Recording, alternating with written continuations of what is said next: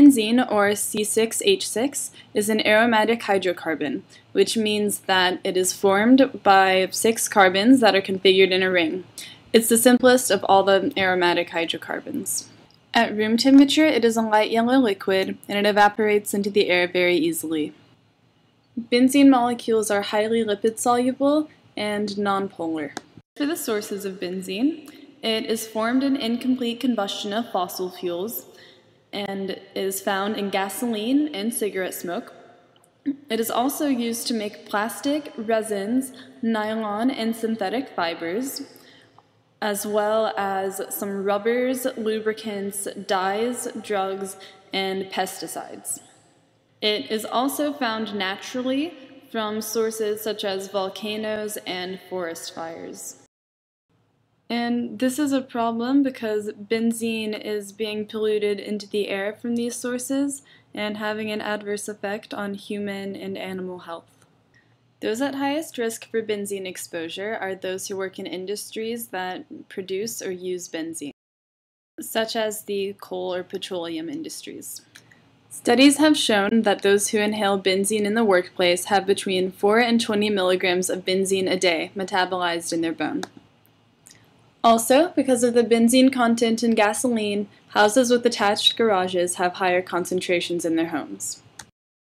Smokers and children of smokers are also more exposed because of the benzene content in cigarettes.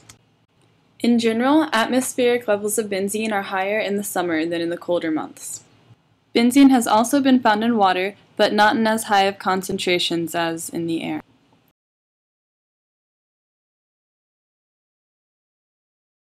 Some immediate effects of exposure are nausea, vomiting, dizziness, headaches, irregular heartbeat, fainting, confusion, and drowsiness. In humans, benzene is metabolized in the liver and primarily affects the bone marrow. There is no established LD50 for humans. However, fatality will generally occur at 5 to 10 minute exposure periods of 22,000 parts per million of atmospheric benzene. Tests have determined an LD50 for rats to be about 13,700 parts per million in a 4-hour exposure period. One of benzene's most prominent effects is on bone marrow.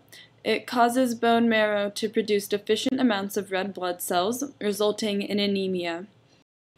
The prolonging of this effect on the bone marrow can lead to leukemia, and that happens with chronic exposure. The bone marrow will also fail to produce enough white blood cells, which leads to a deficiency in antibodies and proneness to infection. Connections have been found between benzene and spina bifida, a birth defect in which the spine does not correctly form.